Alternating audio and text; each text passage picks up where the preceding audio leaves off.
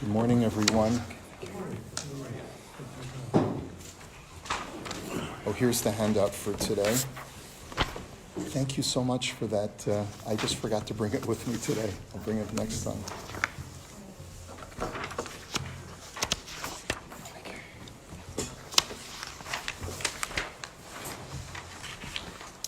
Okay, good morning, everyone, and happy last day of Hanukkah, Zot Chanukah.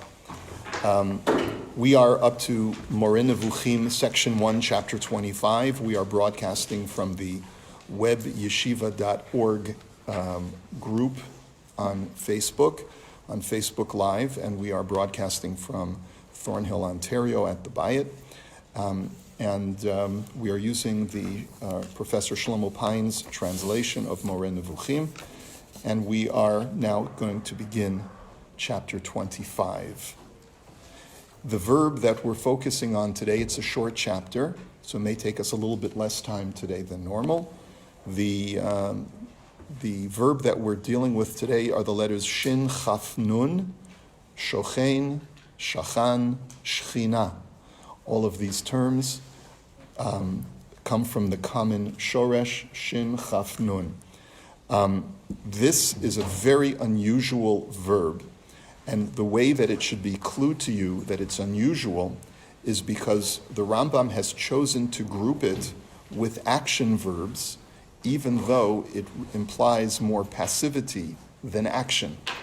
Think about it for a second. Previously, the Rambam had grouped a whole group of passive verbs like omed and yoshev and ram, describing God in very lofty terms. And here he has grouped the verb shachein, which is to dwell, which would really sound more like it should be grouped with yoshev, where God resides. But he's grouped it with verbs like ba, halicha, shiva, God returning, God coming, God going. Why is shachein grouped with those verbs of action? We're going to be discussing that very shortly today, but let's take a look at the text first. Shachon. It is known that the meaning of this verb is to dwell. Thus, an example of this is when we talk about in Parshat Lech Lecha, where Avram was living. Where was Avram living at this particular juncture when he finds out that his nephew Lot was kidnapped? V'hu shochein be'elonei Mamre. He was dwelling in the plains of Mamre. This is in Genesis chapter 14, verse 13. So that's one example of dwelling. Now, we also have a verb for a person living in a place. As a matter of fact, in last week's, a week ago, Parsha, we talked about Yaakov dwelling in the land of Canaan. What verb did we use at the beginning of the Parsha? Vayeshev Yaakov be'eretz Megurei Aviv be'eretz Canaan. So one of the things that we're going to have to try and figure out today is what is the difference between the verb vayishkon and vayeshev, and what difference do they have in meaning? Another example is Parshat Vayishlach in Genesis chapter 35, verse 22. After the tragic story of Dinah, the Torah tells us Vayihi bishkon Yisrael ba'aretz hahi, that when Israel, referring to Yaakov Avinu, was dwelling in that land of Canaan, Vayelech Reuven vayishkavet bilha pilegesh aviv, the tragic event with Reuven sinning with his father's concubine Bilhah, which our sages tell us is a reference not to Reuven committing a forbidden sexual act with his stepmother, but rather in some way out of a jealousy for his mother's Leah's honor, because after Rachel's death, Yaakov moved his regular bed from Rachel's tent to Bilhah's tent instead of Leah's tent, that Reuven did something in some way to manipulate his father's bedding. And this is the way the Torah describes it. That's at least the way that Chazal express it. But here, the Torah finds it necessary to tell us that this is after the tragic story of Dinah, and right before the tragic story of Reuven committing some other type of act of indiscretion or of promiscuity of some kind, It says, Vayihi bishkon Yisrael ba'aretz hahi. It was when Yisrael was dwelling in that land. So let's see what he says first. This is well known and generally accepted that this is the meaning of the verb. Now, dwelling signifies a permanent stay in a place of one's abode. Again, begging the question, what then is the difference between Vayeshev and Vayishkon? Accordingly, when a living being has his abode in a place by which either a general or a particular place may be meant, you're living either in a very specific place like a house or a neighborhood, or a general place like in a city or a land, it is said of him that he dwells in that place, even if, and these are the key words, even if he undoubtedly moves within it. Okay? And this is the point that really the Meforshim point out. I'm using some of the notes of Rav Shlomo Toledano, who's a modern commentator to the Moreh Nevukhim, and he points out something very interesting. This is the key point that the Rambam wishes to make. And this is the difference between Vayeshev and Vayishkon. Vayeshev means that a person made his abode there, but it doesn't imply any movement within that abode. Vayishkon implies that while I'm at rest, I'm not completely at rest. I'm still in motion. And in other words, the place where I am is not essential to my existence or my being. Okay? And that's an important point because we're about to apply this verb to God. When we talk about God's Shekhinah, God creating some manifestation of his presence in this world, we use the term Shekhinah and not the Moshav, for example. We could call God a Moshav, the dwelling of God, right? But we don't call it the Moshav, we call it the Shekhinah. Why do we call it the Shekhinah? Is because God's residence in our world is not essential to God's existence. In other words, this is not really where he permanently belongs, even though he allows himself to create a sense of permanence on a temporary basis. Okay, because there's still movement. And that's why, what do we call the moving tabernacle? Mishkan, from the same shoresh as Shekhinah, because it is a permanent structure that is in motion, so that there is no place that is essential to that structure's existence.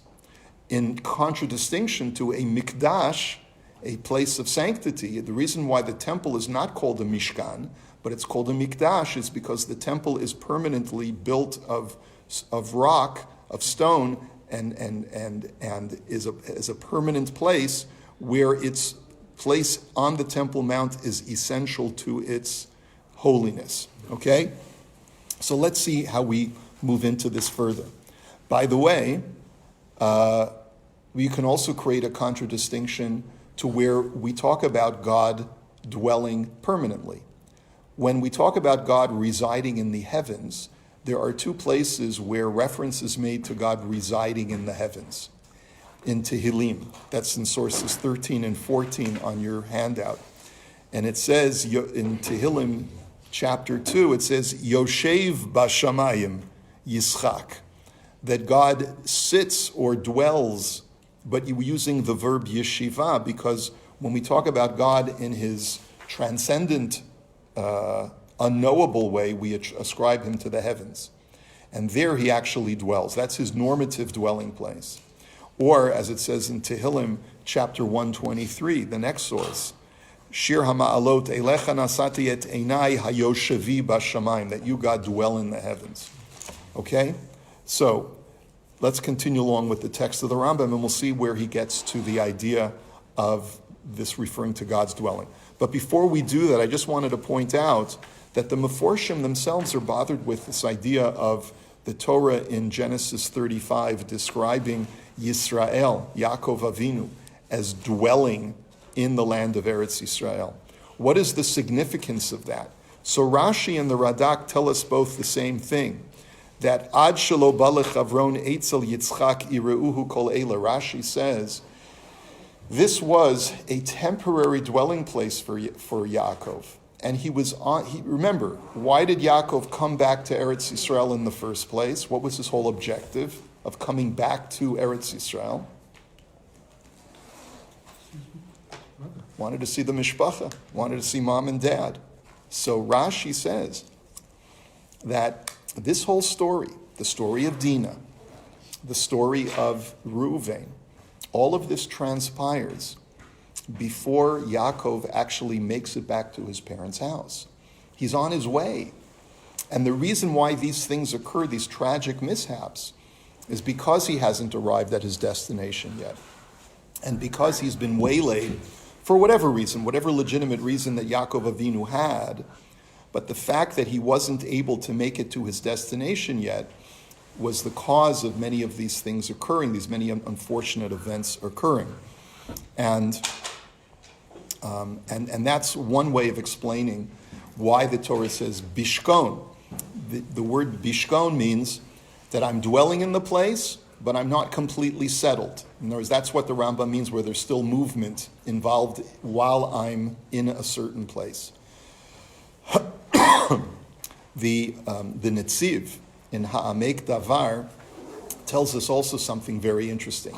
Because the Netziv sees a direct connection to the verb shochen, to Shekhinah, he interprets the idea of Bishkon Yisrael, that Yaakov Avinu was dwelling, but dwelling, he understands the verb shachen to refer to some kind of divine dwelling. So what does it mean that Yaakov was dwelling divinely? If you take a look at his language, it's quite interesting. Source number 6. Bihiyoto mishuka bi'inyanei elokut umisulak mehalichot olam. Yaakov was completely immersed in the spiritual, and he was removed from the mundaneness of physical living. And as a result, al kain ira mashi ira im Reuven, aval im haya bebechinat Yaakov lo kara kazeh. And that's why what happened with Reuven happened, because Yaakov was not really tending to the physical prosaic needs of the family. And when a father is so far removed from the physical prosaic needs of the mishpacha, of just the regular everyday needs, then things can go awry in the family unit. That's why things went awry with Dinah. That's why things went awry with Reuven. That's the way he learns the word bishkon, and that's why he says the name for Yaakov over here is Yisrael. Yisrael implying the loftier aspect of Yaakov Avinu. He's come back to Eretz Yisrael. He's reached the promised land. He immerses himself in spiritual efforts and neglects the family. You see, he doesn't do anything when Dinah. Right. He backs away. Right. He backs because it's not part of his focus in life at this point, the stage of in his life, and that seems to be the way that the Netziv understands it. But for the Rambam's perspective, the reason why bishkon is used over here is, again, he hasn't, like Rashi says and the Radak say, he hasn't made it to his final destination yet. He's still on the way, but he is. The Radak says the reason why it's called Bishkon Yisrael is that he's on his way to his father, but because he's got such a huge entourage, he's got such a huge family, and he's amassed so much wealth, it takes a long time to pick everyone up and travel. So every time they have to encamp, it's a whole production. And so it's almost like the Mishkan moving through the desert to get to its final destination. That's why the Radak says we have the word Bishkon over here as well. Okay, let's continue in the text of the Rambam. This verb is also figuratively applied to things that are not living beings, and in fact to everything that is permanent and is attached to another thing. So you can use bishkon or shochen figuratively, even if it's not talking to the dwelling place of a human being. Of all such things, the term dwelling may be used even in cases in which the thing to which they are attached is not a place, and they themselves not living beings. So therefore it says in the book of Job. Now this is in the book of Job. It's source number 7 in your handout, chapter 3. After all of these terrible tragedies happened to Job in his personal life, all of the people who die in his family and all of his personal afflictions, he basically says, Yovad Yom Yivoled Bo. He says, I wish the day that I was born is forever forgotten, is forever lost. And he then says, Hayom hahu yihi choshech. He says, I hope that my birthday is always a day of darkness. And then he says, V'talmavet tishkon alav anana, in verse number 5. He says, I hope the shadow of death rests upon my birthday like a cloud, or in a cloud.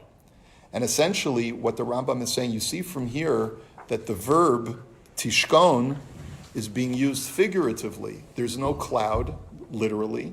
But even if we were to say that there's a cloud, literally, the word day is a point in time. It's not a physical object where a cloud is resting. So that's his next point. For there is no doubt that a cloud is not a living being, nor a day in any way a body, being a portion of time. It is on account of this latter figurative sense that the verb is applied figuratively to God, may he be exalted. I mean to the permanence of his indwelling or his providence in whatever place they may subsist in permanent fashion, or toward whatever matter providence may be permanently directed. So let me just explain what this sentence means. Now that we're getting to God, once again, the Rambam in his project removes any anthropomorphisms from God. And therefore, when we talk about God dwelling, it refers to one of two things. When God is shochin in a certain place in the world, it means one of two things. It either means that God creates something that is a creation of Hashem that represents the fact that he wishes to honor a certain place or a certain group of people who are in a place. So God will create a cloud which represents his Shekhinah, but that's not God himself, because God is not spatially confined. It refers to the Shekhinah of God, some manifestation of God that is a created essence. The other use of Shekhinah, when God dwells among a people, is used figuratively to demonstrate that he is exercising providence upon that people, which means that people detect that there is immediate cause and effect to their behavior to some divine system of rules and law.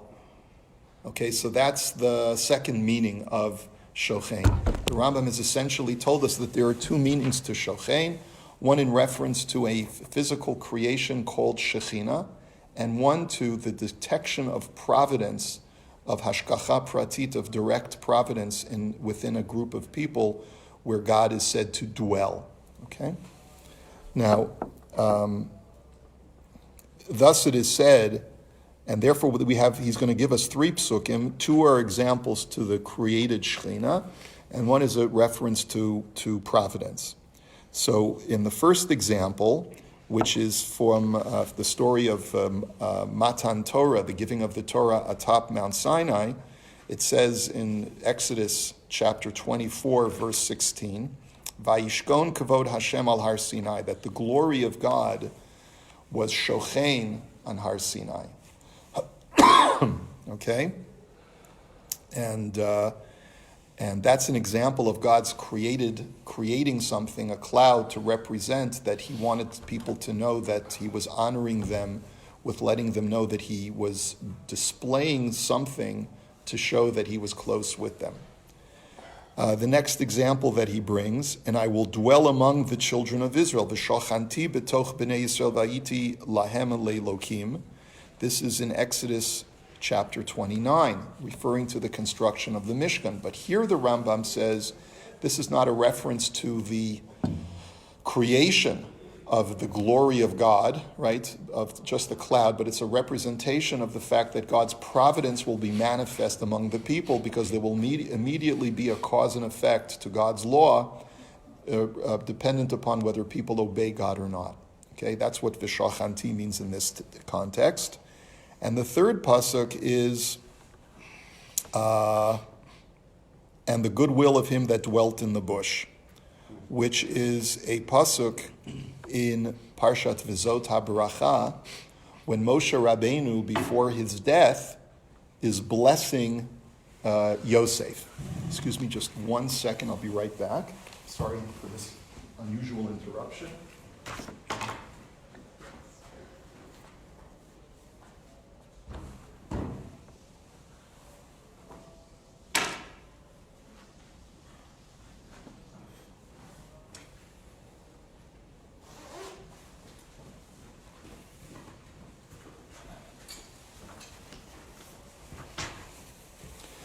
Okay? Uritzon Shulchani Sineh. That what basically Moshe is blessing Yosef that he should have the sweetest and the lushest places of land. And he should have Ritzon Shulchani Sineh. He should have the desire of he who dwells in the bush. Now, what does that refer to? So Rashi tells us in source number 11, Kemo Shochein Sineh, that God who dwelled in a bush when he first appeared to me, Moshe, who I'm giving you this blessing, may he dwell in your land. Utehei artso mivorechet miritzono, v'nachat rucho shel HaKadosh Baruch Hu hanigle alai techila baseneh. That's the way Rashi understands, that God first revealed himself to me, says Moshe, in a bush. May that kind of manifestation of God creating something to show that he is with you also be manifest in your land. You know, it's quite interesting why the Meforshim debate as to why Moshe references God as dwelling in a bush. You know, why does Moshe have to hearken back when he's giving a bracha to Yosef to talk about God who dwelled in a bush? We know that God appeared to Moshe first in a bush, but why is that relevant to the bracha that he's giving to Yosef? So the commentary Nachalat Yaakov in source number 12 says as follows. He says, Had dekarala HaKadosh Baruch Hu shocheni seneh v'lo shochen shamayim o sha'ar lashon. Why does Moshe refer to God as the dweller of the bush and not he who dwells in heaven? V'nir'eh bekavanatam ki sham disneh gila lo HaKadosh Baruch Hu sherotzeh la'alot liYisrael me'oni mitzrayim el eretz Yisrael. God wanted to, what was God doing when he revealed himself in a bush? A bush is the lowliest of shrubs, of foliage. And what Hashem was trying to communicate to Moshe is that I'm appearing to you in a bush to show you that I'm here with you in the lowliest of stations, and I'm going to bring you out of this lowly station to a very high place. That was the idea of appearing in this lowly bush. Ubirechet Yosef shaharatzon hazeh yitkale l'rosh Yosef. And this was what should happen to you, Yosef, and to your tribe. Now, note that who was it that brought the Jews from the desert into Eretz Yisrael? It was Yehoshua, who was a descendant of Yosef. So when Moshe is blessing the tribe of Yosef, he says, may your descendant, Yehoshua, accomplish that which God originally promised to me in the burning bush, that he would take us out from a very low place and bring us into a great place, and bring us into Eretz Yisrael, which will be accomplished by you, Yosef. But on a deeper level, remember that Yosef is the what is known as the Merkava for the Shekhinah, is the chariot for the divine presence when the Jews are in the diaspora. Why was Yosef the first of Yaakov's children who went down to Egypt? The commentaries explain that he was the first to go down because he was responsible for paving the road and creating a habitation for the rest of his brethren. That is the role of Yosef. To be like the sneh, to be like the first one to be in that lowly place, and to help bring us out of that place of lowly dwelling, and to raise it up. So if that's the function of Yosef, both for Yehoshua, it's appropriate for him to bring the Jews from the desert into Eretz Yisrael, and it's appropriate for Yosef in general to receive the blessing that may God dwell in you down in the lowly bushes where you, Yosef, will tread first as a way of paving the way for your brethren. What we see with Mashiach Yosef before we see Mashiach ben Yosef precedes Mashiach ben David, precisely. Okay, let's finish the chapter. So therefore, thus it is said, okay, so we brought our three examples. In every case in which this occurs with reference to God, it is used in the sense of the permanence of his Shekhinah, I mean his created light in a place, or the permanence of providence with regard to a certain matter, as we explained. Each passage should be understood according to its context, so therefore, sometimes the word shochein in context of God is referring to a created essence, that God creates to show that there's a physical presence that God creates to show that he is showing closeness to a place or a people that are dwelling in a place, which is like the cloud that resides in the Mishkan, or sometimes it refers to the more detectable providence that a group of people experience. And finally, because we're sort of out of time, the last thing that I'll mention to you is that what is a neighbor in Hebrew? A shachen. Why is a neighbor a shachen? I was thinking about this. Where do we get the word shachen? So a shachen is why don't you call a neighbor a yoshev? Why do you call him a shachen? Like, what does it have to do with Shekhinah? So we know that there's an idea about you should always have a shachen tov, and so therefore you want to live next to someone who in some way lives a spiritual life. Perhaps that's the way the Netziv would understand the word shachen. But I think that if we look at the Rambam's interpretation, that shochein means to dwell, but the place where I'm dwelling is not essential to me, and that's the way it's used in reference to God, because I can still be moving around, not permanent for now, but this is not my final destination. The fact that my neighbor lives next door to me, I have to always remind myself, I call him my neighbor, but his existence next to me is not essential to him. In other words, just like God dwelling in the Mishkan, or the Mishkan's presence in a certain place in the desert is not essential to its existence, so too, my neighbor living next door to me is not essential to my neighbor. He happens to be a shachen, and therefore we are in proximity to each other, but that's not essential to my existence, and it's not essential to his existence either. It happens to be that we live and coexist with each other. That's different from, let's say, a spouse or a family member or someone who I choose to befriend. That's by choice that we are together, that we are in close space of each other. But a shachen is incidental, it's not necessarily intentional. And therefore, the word shachen is appropriate to a situation where the dwelling is not essential to the dweller in that particular place. So that strikes me as the reason why we call him a shachen. And it may have a moral lesson as well. We don't always get to choose our neighbors, right? And yet we have to make the best of it by making them into a shachen tov, by making them into a good neighbor. And we can do that but in the way that we endear ourselves to them. But it's just something to ponder. Any questions or comments? All right. Have a great one. Thank you.